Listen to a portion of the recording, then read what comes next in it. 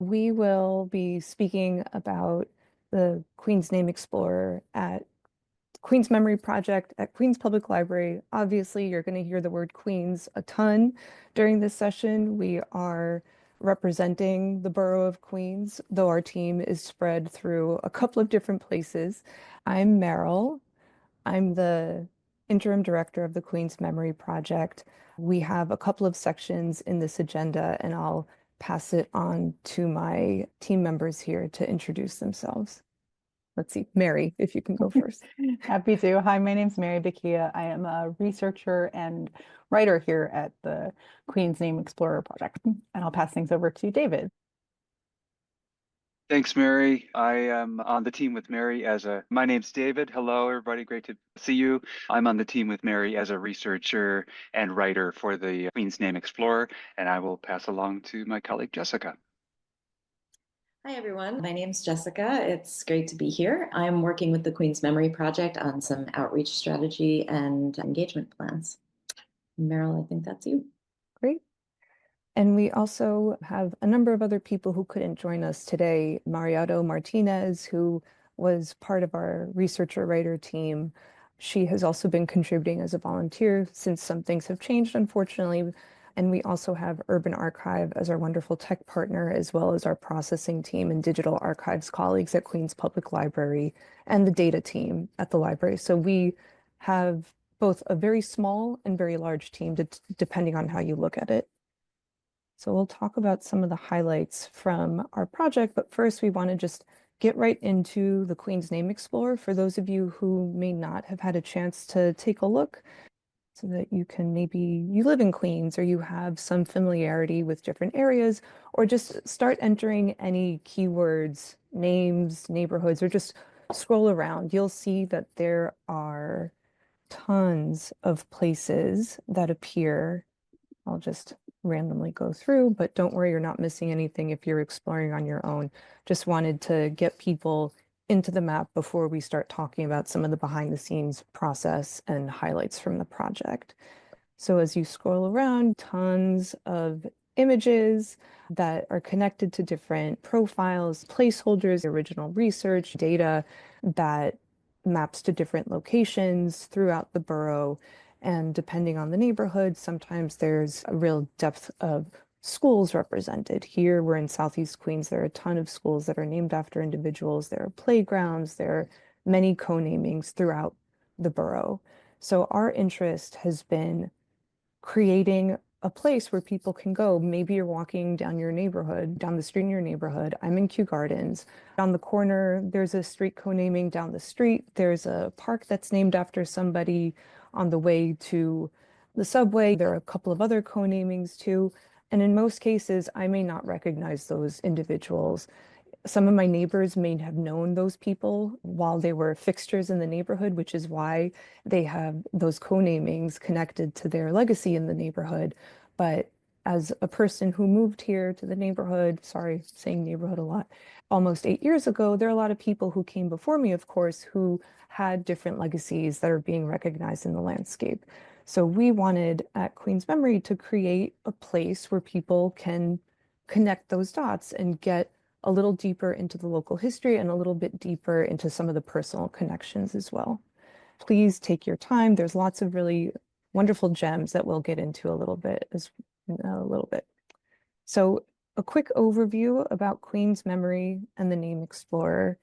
This, I wanted to just share an image. This is Queen's Memory in action. So this is a wonderful photo from the last event of our podcast series back in 2022. We were at Traverse Park for Make Music New York. It was a cultural celebration, series of musical performances, dance performances taking place at Traverse Park, which is highlighted in the Name Explorer project. That's just a coincidence. But this is the representative of the work that we do. We're in community, we're out in library spaces, outside, sharing stories, recording stories, finding different ways to connect with people in Queens. In this case, it was across numerous languages. The podcast was produced in English as well as 8 of the most widely spoken Asian languages in Queens. So we do a ton of different things. Many of them are not connected to data in the way that I think the rest of this conference may really focus on. but we're thinking about how to add that personal level to open data in this case. So Queen's Memory Project, for people who may not have encountered our work before, we're a almost 15-year-long collaboration between QPL, Queens Public Library, and Queens College CUNY.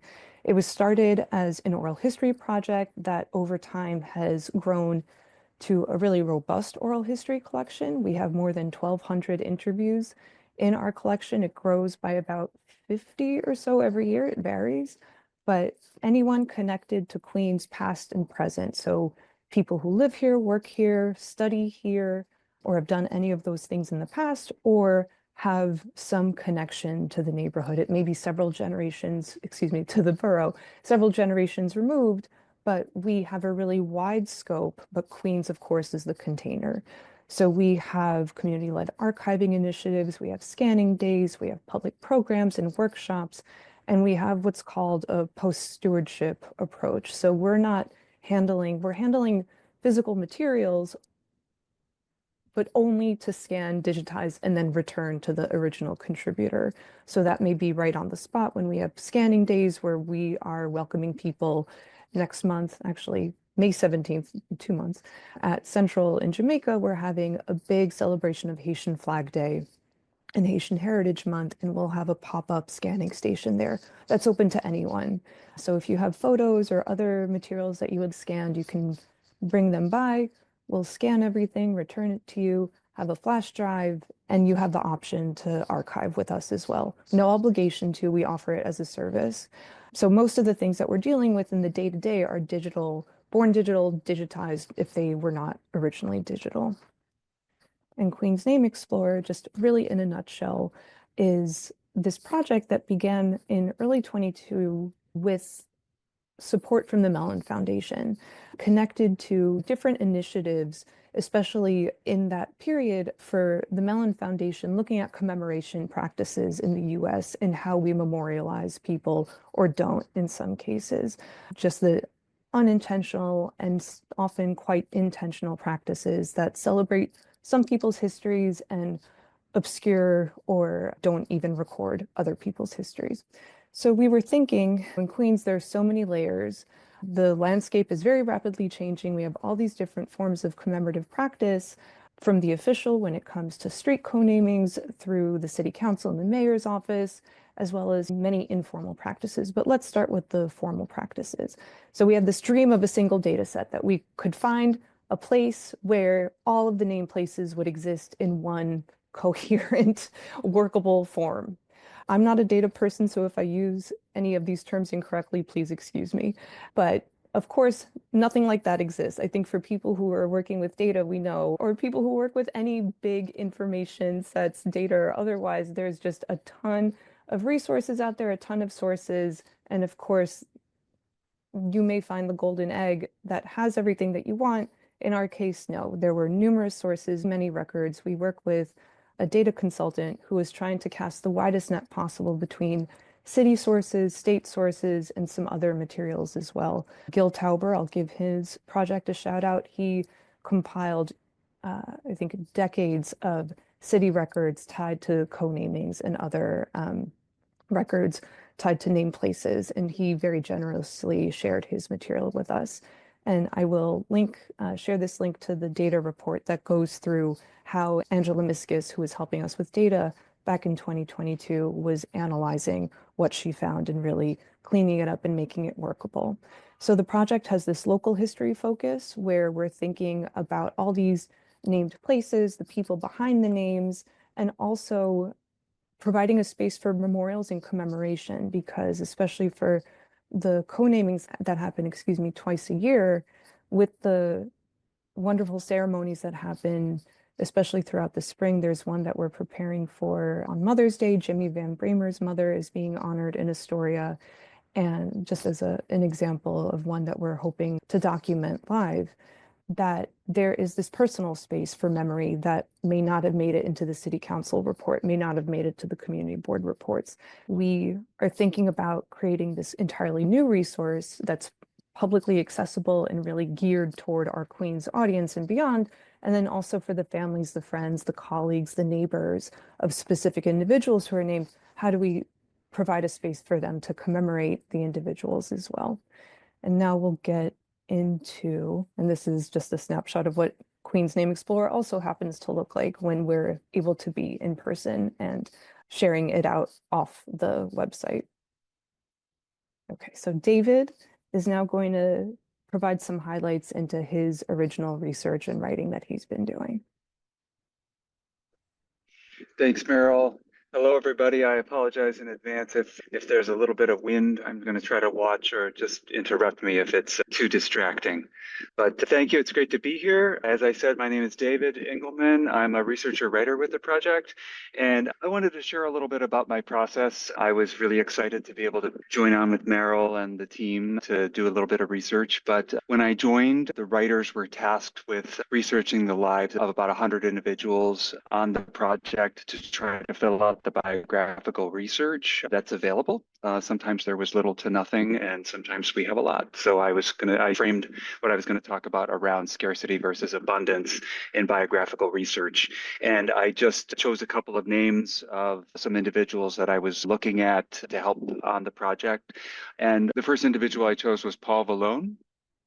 And he's an example of where there was a lot of information. Mr. Vallone was an attorney and a civic leader. He was very active in the New York City government. He was part of 3 generations of his family, as well as his brother, have all been part of they're a noted Queens political family. And as I said, there were many sources to look through. And in fact, Mr. Vallone had 3 individual locations named for him, a school, an animal shelter, and I believe a street co-naming. So I think as an example of how I might approach the research, I don't know that there's anything out of the ordinary, but it's of course looking at newspapers. So there were many articles about Mr. Vallone's work in local newspapers. I believe there was even a few New York Times articles on his father, his brother, his grandfather, and himself. I'm looking at digital archives. Cemeteries, a site called Find a Grave often is helpful in determining the dates of birth and death. And then, of course, as Meryl said, there's the city council meetings where it's been decided within the New York City government by the individual city council to honor someone. And in this case, there'll be minutes from that individual meeting where there'll be a short bio, but we're filling that out with additional information. And then there's government data. I've come across the NYC Open Data as an example, and I'm by no means an expert there, but there's been information I've been able to locate about individuals and about the buildings associated with these individuals.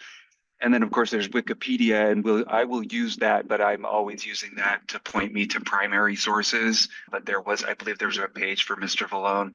And then there's also social media blogs, which is very helpful, I have found, in digging a little bit deeper when there's not a lot of information. But for Mr. Vallone, there was all this information, so it can become a little bit daunting, you can say, and the question becomes more in terms of memory, what do you leave in and what do you leave out? But my goal and my approach in talking about it with the other folks on the project is really about providing a good summary that honors the work of the individual, the life of the person, getting across the sense of why the community was interested in honoring them as part of the project. And then, of course, properly citing the main sources that might be most helpful to an individual interested in learning more about the honoree so that they can do additional research and reading on the project. And then just a couple of other examples of where there was a wealth of sources. I had the great pleasure to do some research on Ella Fitzgerald. You could study Ella Fitzgerald's life for many years, but forgive me, I think it's a little windy. And another example of where there was a lot of information was Daniel Carter Beard, the co-founder of the Boy Scouts. So again, it was very exciting to do all this research, but then to try to compile it down. And then just quickly, another example of where there was less information was an individual named Eileen Dugan.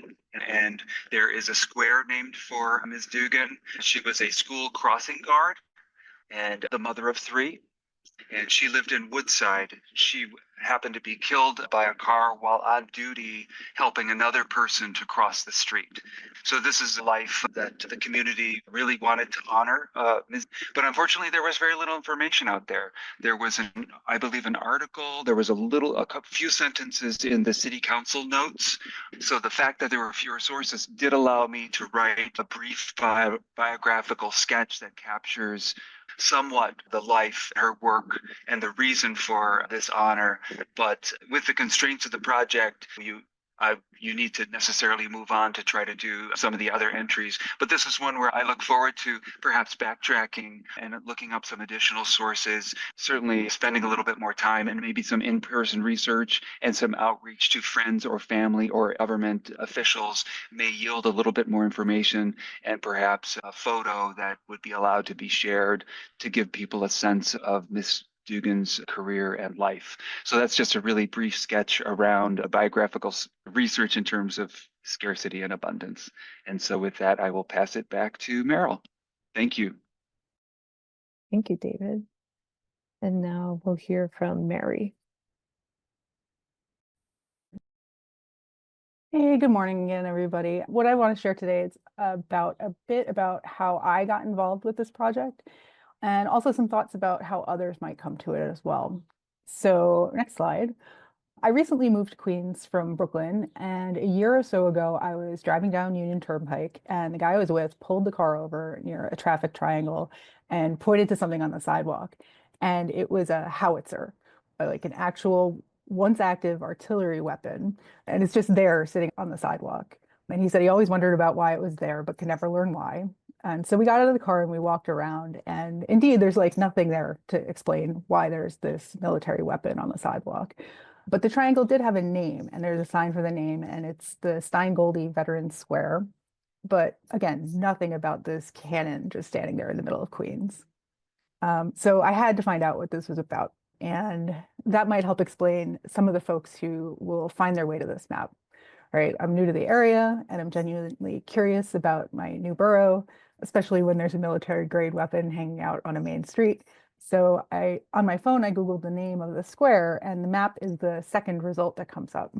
But the entry for the place was empty.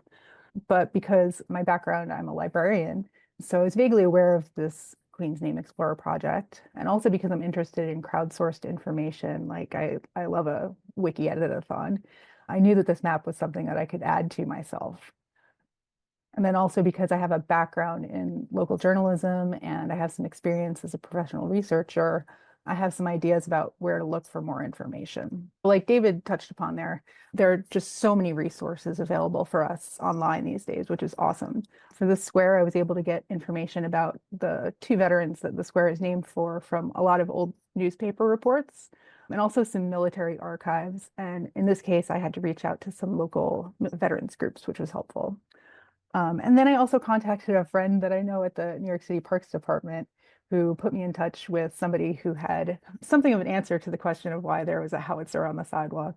The short answer is that it's just a memorial that was set up by the local veterans group for these two men who were killed in action during World War II.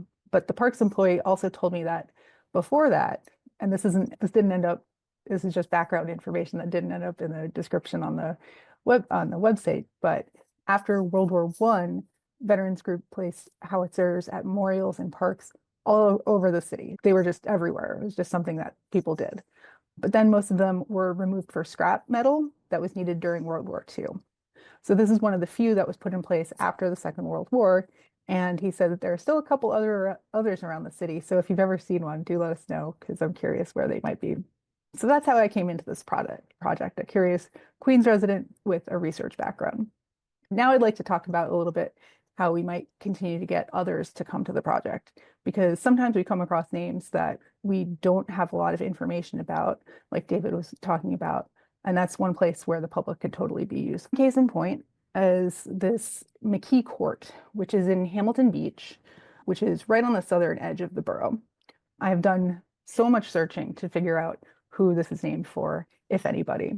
And the couple of things that I came up with is that there's a McKee triangle, but that's on the opposite side of Queens, like up in north in Whitestone, which is named for a World War I soldier who had grown up in that neighborhood. So it seems unlikely that this would be the same person. I did find a local law that was passed by New York City Council in 2008 that changed this and a couple of neighboring streets to names that the locals had always been calling them, even though they had different names, they were numbers, because that's what they had been called forever ago, which I love. I love that the locals just kept calling them the same name. So they changed them back to the names that everybody referred to them as. But the others have names like Burlingham, James, and Calhoun, all of which could also be named for individuals. But it also makes me wonder if this is like my old neighborhood in Brooklyn, where a developer had managed to rename a series of numbered streets to make them sound more English so that it would help attract the wealthy to the area. But at this point, I really just don't know. So one option we have is to reach out to some city agencies for more information. But David was talking about, since we are currently dealing with hundreds of entries, we're compiling all of these questions that we might have for the various agencies so that we can ask them all at once rather than having to send emails like piecemeal dozens of times. But then there's another option, particularly if those additional sources aren't helpful, and that's to ask the public in specific areas like here in Hamilton Beach to see if they can share what they. One of the challenges that I think comes up in that we've seen is, of course, like how much can we rely on the information that the public provides to be factually correct, and how do we check those facts? In a lot of cases, if somebody submits an entry, verifying that information that they've provided could be more time consuming than those of us who are doing the research and writing it ourselves. But it can also be so much more valuable because they could have a person that knows the history very intimately, and there could be a lot of emotionally and in fact, like really interesting stories that they could share. So it's a lot of things to think about. But on that note, because we're talking about outreach to the community, I'm going to pass things to Jessica, who can talk more about community outreach and engagement. Okay, thank you. Just having a little co-host issues there. Thanks, Mary. Thanks, everybody. So yeah, I'm going to talk a little bit about community outreach and engagement. I joined the project at the same time as Mary and David, and we started thinking as a team about what are the goals of our engagement and outreach for this first phase of a real intentional push towards this, and how are we going to do it? And one of the things that we know from just so much experience is that if you build it, you've built it, but people won't necessarily come to it and find it unless you're Mary and find a howitzer on the side of the road, which is great. And there was a real focus for the team on this question of, are we looking for people to contribute, or are we looking for people to use it? Are we looking to convert people to use it to contributors? Where do we begin? And the project is still fairly new. So since 2022, there's been a lot of action and engagement, but there hasn't been a real sort of focus on the actual plan of how, for now and for the long term, we want to get people engaged and really use this as the vetted and careful resource that it actually is. So the team decided the goal was really about Queens residents using the Name Explorer to learn about their own local histories. So really focusing on that part of the project, and as well, this idea of using it as an inspiration, as a site to imagine what they want their neighborhoods to be, who they want the streets to be, and boulevards and parks to be named after. This really comes from the idea that, of course, these co-namings, the people have to have passed away. There's a pretty elaborate process for getting a street co-named. And the team really saw this not only as a historical resource, but as a way of thinking about who's reflected in the neighborhoods around us and how we can shape who we are, what our neighbors are, who's remembered, who's honored, not only by what's physically there, but by imagining what might be there in the future. When we're thinking about this goal, of course, we're also thinking about how we're going to achieve this. And one of the things that Queens Memory Project has that is so amazing, of course, is its home in the Queens Public Library system. So the Queens Public Library has 63 branches across the borough. It reaches into every neighborhood, every community group, every language, and amazing pocket of what makes New York. And so it is a kind of dream resource in many senses to have this vast network. However, there has to be an intention and strategy around that. The Queens Public Library branches themselves are, of course, strapped in terms of resources. There's staffing cuts going on. All of the issues that are around us are affecting the libraries and the branches. So we would love to see every branch librarian and programmer and staffer using and promoting this amazing resource. However, we're really understanding that in order to get the staff and branch librarians involved as ambassadors to this project, we have to figure out ways to make it easy to use, appropriate and relevant to their communities, and serve the goals that they already have set up for themselves and their staffs. You can go to the next slide, I think. So we're looking at different ways of doing this. The first approach in a project like this always is identifying who we mean by the community. We could have focused on a specific neighborhood. We could have focused on a specific demographic. Right now, our focus actually of our community is actually our libraries. So how do we get the branches to embrace this? So we've just sliced that idea of community up slightly differently. And again, this idea, we really need to make sure that we're not creating requests or projects or programs that stress or strain the resources. This feels like incredibly valuable information to have. We got a lot of this feedback from just a lot of different interviews and conversations that we've had over the past year at the branches and the central staff, just trying to figure out how this really could be put in place. And I think a strategy we have that we are building towards is to put together a kind of advisory group of leading librarians at various branches that hopefully will cover the wide geography of Queens. That is a next step for us.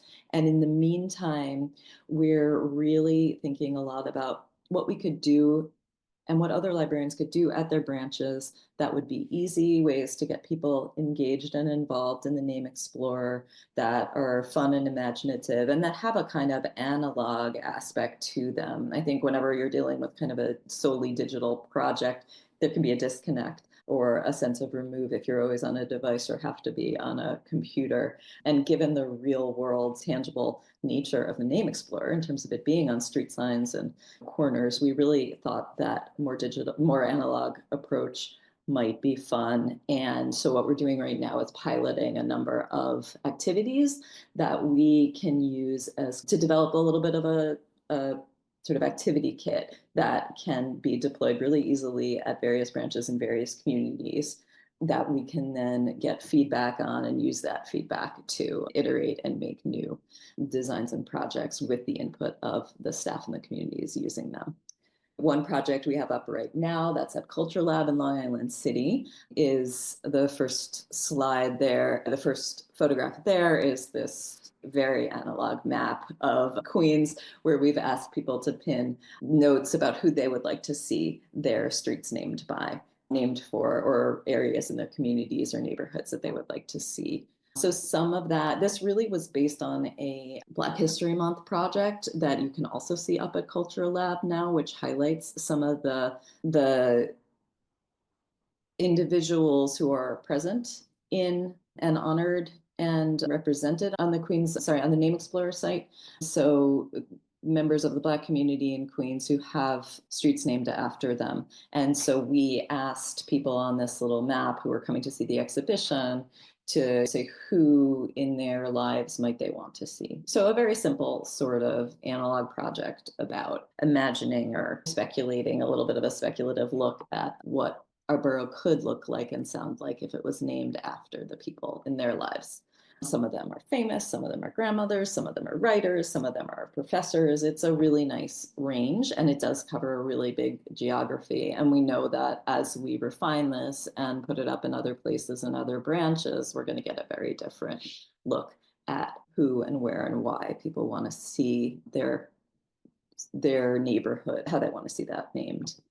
Another project that we're going to be working, the next to it, this greetings from Queens postcard set, which is just going to be about 4 postcards that we can distribute at each library branch. And this highlights Ella Fitzgerald, and on the cover it has the name and the address of where her street is. On the back there's an invitation to do a similar thing as to on the map, to write about who you want to see your street named after, and that will become a sort of social media presence. So these postcards are really just a template, and what we're hoping to do is sometimes they'll be geographic. So greetings from Hamilton Beach, and there'll be a few people who are featured on the names, or they might be another greetings from Queens. We know we have Immigrant Heritage coming up, so who are Immigrant Heritage Month coming up. So who are the people who've immigrated to this country who are honored. So it's a very, again, a simple way of just drawing some attention, a way that something can be distributed and possibly translated into a social media presence. And another project to share is this guide, this little sort of brochure or zine that we're creating, which is about the process of co-naming. There's always a lot of questions about, oh, how do I do this? And it's a little vague, so it can be a little hard to get the information. So we're trying to distill it, make it fun, highlight some of the contributions that are there, but have it be really useful. The main steps are really about, again, it has to be someone who has passed away. There has to be a letter to a community board member. There has to be at least 25 signatures who support this, some biographical data. It goes to your community board, and then there's a little bit of a kind of black box around what happens there. But eventually, with a lot of follow-up, there can be a street co-naming that will happen. And so we're working on that as something to have at various library events, pop-ups at branches, to make it a more present and more felt experience to live outside of the digital space as well.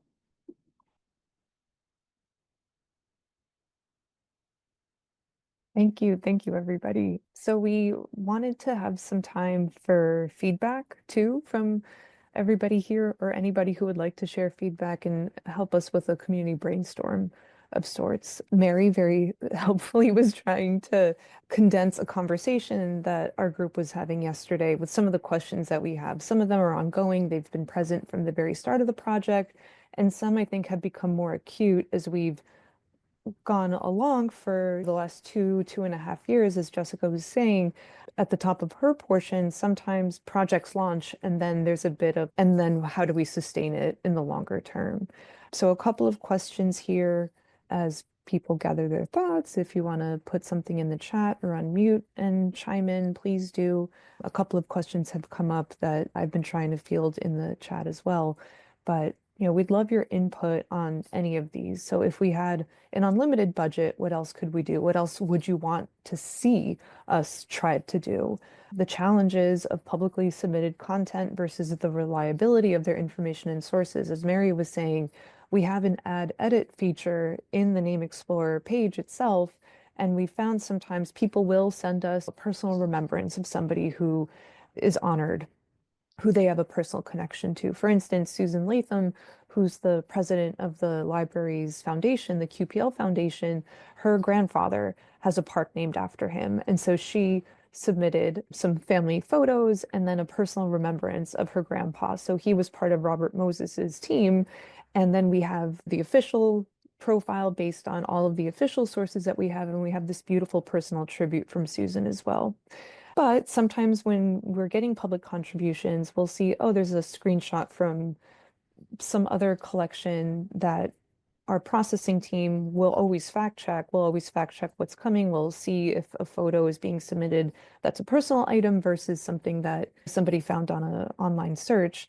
So sometimes it's helpful. Often it creates more work for the team that is trying to process materials and get it published. So the challenge there. Who is this information for? I think that's an ever-present question. Are there other projects that could be helpful as an example? Other touchstones that we can look to as we figure out how to continue this project and how to have it reach people in different ways. And other examples, perhaps from your work or from other projects that you've encountered that have faced similar challenges. Just seeing the question from Barry in the chat here, are similar projects conducted in other boroughs? Thank you, Zachary. Doris, the city's Department of Records and Information Services, they launched last year, I believe, an honorary street name map, and that's connected to the city council reports. So there you have a 5-borough reach. I think the key difference, or there are many differences, but some of the key differences between the Doris map and the Queen's Name Explorer map is we're providing a lot of original research and writing, as David and Mary were sharing. We've had other team members contribute there too. We've had this personal invitation for people to add. So there's a lot more depth of information that we have in this map. And of course, we also have the Queen's focus, which is limiting for people who want to look up streets in Staten Island or the Bronx or Manhattan or Brooklyn. It's wonderful to have the Doris map as this companion directory, but as far as we know, the Queen's Name Explorer is the first of its kind with the depth of information that we have in the original work that's going into it. Yeah, so I will pause if anyone would like to add from the team or otherwise. I was just about to add something to the chat about where that data comes from. I think we've been talking a lot about these city council reports, and I just wanted to drop one of these in there because it's strange to see, and it's a good example of city bureaucracy kind of thing. So this is a page that has all of these different parts of the process of getting a law through with the city council.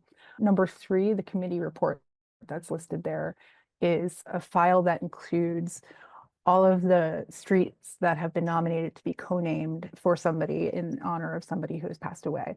And in that, they tend to have, not always, but usually have a bit of biographical information. And I'm guessing, we're not really sure, but I think what Jessica was saying about how you get these nominated, when you propose this, you'd have a little bit of biographical information. So that's where that data is. So that's the data that the Doris map has pulled from. And it's just very basic, a couple lines of biography. But for us, sometimes that's all we can find as well. But it's just interesting to see how all of that is just individual files, to give you an idea of like how it would take, what it would take to comb through all that data to get that information. And it's all text-based, so that's easier, but I just wanted to show an example of what we're looking at and why it's not sufficient necessarily for, in our opinions, to accurately represent these people who are so interesting and so colorful. But just wanted to give you a taste of that. I see. Barry, thank you for sharing information about, I'll just read the comment. There's a project called the Legacy Project at Mount Hebron Cemetery describing people buried there. There will be a free presentation at the Jewish Genealogy Society of Long Island on April 6th. It's a hybrid meeting. He includes a link there. Thank you for the pronunciation. I apologize. Question: what has surprised each of you most since working on this project? For me, I've been part of it from the very beginning, and to see all the different ways that this project has inspired other forms of connecting with the information that we're compiling on the website. So that digital, analog, analog, digital, like the flows between the ways that people can encounter and be inspired by what we're doing with the Queen's Name Explorer. So I was just writing up a summary of some of the different programs and resources that we've created. So in addition to the ones that have been mentioned here, we've had listening events, we've had music-inspired virtual walking tours, in-person walking tours. We've had, of course, traditional history lectures. We've had a scavenger hunt. We've had all kinds of different ways to highlight the places in particular neighborhoods. So we're hoping to also do a bike tour in the future, and we're hoping later this year, maps that people can pick up at different branches, connecting to the zones of zoned clusters of branches, so that between, let's say, 5 or 6 libraries, you could do a walking tour and hit different named places between those locations. So we're encouraging people, please go to your libraries, and I will give a plug. If you are a New York City, New York State resident, you can get your public library card at Queens, Brooklyn, and New York Public Library. We are 3 different systems. You are absolutely encouraged to get your library card for each. It helps us a lot. And please go borrow materials too and attend our programs. So that's been some of the things that really surprised me, that it's been so rich as something that started with a bunch of really bewildering data sets that had been confusing us at the very beginning. But for the others curious, what has surprised you? Thank you for the question. I'm going to also plug the library cards, because if you get one from each system, you have a much better chance of getting your electronic books, ebooks, and audiobooks first, because you're sourcing it from 3 different systems. So you have a much better odds of getting your book if you're waiting for something. I wanted to say, I also love this question.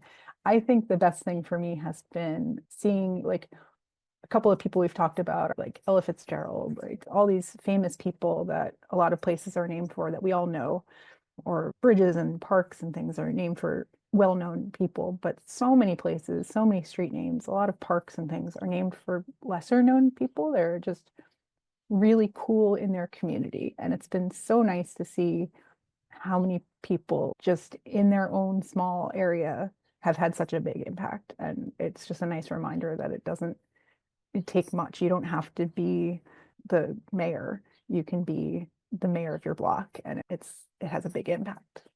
That is similar to what I was thinking, Mary, in that when I started working on this project, I started paying so much more attention to what was around me and my neighborhood in Brooklyn. And it has been, the co-namings have been something I've been more aware of in the background, but just the idea of paying attention and then what you learn, just how that piques your curiosity. In a way, it's been a really, even though I live in Brooklyn, the Name Explorer project has been a way for me to understand more about what's been happening right in my local neighborhood. Our street that I live on is named after a man who owned a local restaurant here who passed away during the pandemic. And so it's just been that sense of paying attention. And I think that the Name Explorer is a great example of that as a project. Also, these projects that make you pay attention, that make you look differently and understand your geography and your community differently.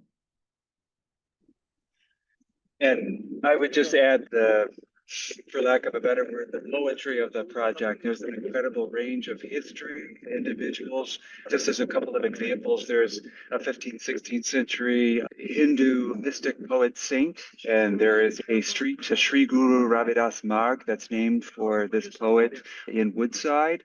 And it's right in front of a Hindu temple there. There's a school named for St. Andrew Avellino, who's the patron saint of sudden death. And the bishop at the time in 1914 selected St. Andrew Avellino because he was worried about the number of priests who were dying of heart attacks. There's also Adrian Block. There's a school named for Adrian Block, who was an early Dutch explorer, and he was the first person to explore Long Island Sound. And it just goes on from there all the way through, say, 1987. And there's a young detective, Myron Parker, and there's a street named for Detective Parker, who was off duty but happened to stop an individual who was swerving. The car was swerving and suspected he was drunk, was in fact drunk, and Detective Parker was killed, but was able to stop this individual and probably save lives. So there's all the way back to this incredible history to all the way to today, and some really remarkable individuals that make up the history of Queens. Jackie, a comment here. Jennifer Mazzotta Way is named after a young woman who died at 23 on 9/11. She used to give candy to children at the Key Food checkout station. A school friend brings a rose to that corner every year. Thank you for sharing that. That's exactly the type of detail that we're hoping to keep adding to the Name Explorer, because that gives you such a sense of who Jennifer was and the impact that she continues to have in her neighborhood, and that felt presence that may be really legible just to the people who know what that represents. But for somebody now who may be encountering Jennifer Mazzotta Way, to hear a detail like that, to read about a detail like that, I think is really, it gets to the poetry of this kind of work, as David was just saying. I know we're at the top of the hour here, so wanted to just share the link again for anyone who missed it earlier. And please follow us, please contribute, please give us your feedback. We're really curious to to keep this project going and to have it continue to take on different shapes, as well as continuing to add more and more tributes and information on the website as well. So thank you everybody for joining us and for your great comments and questions.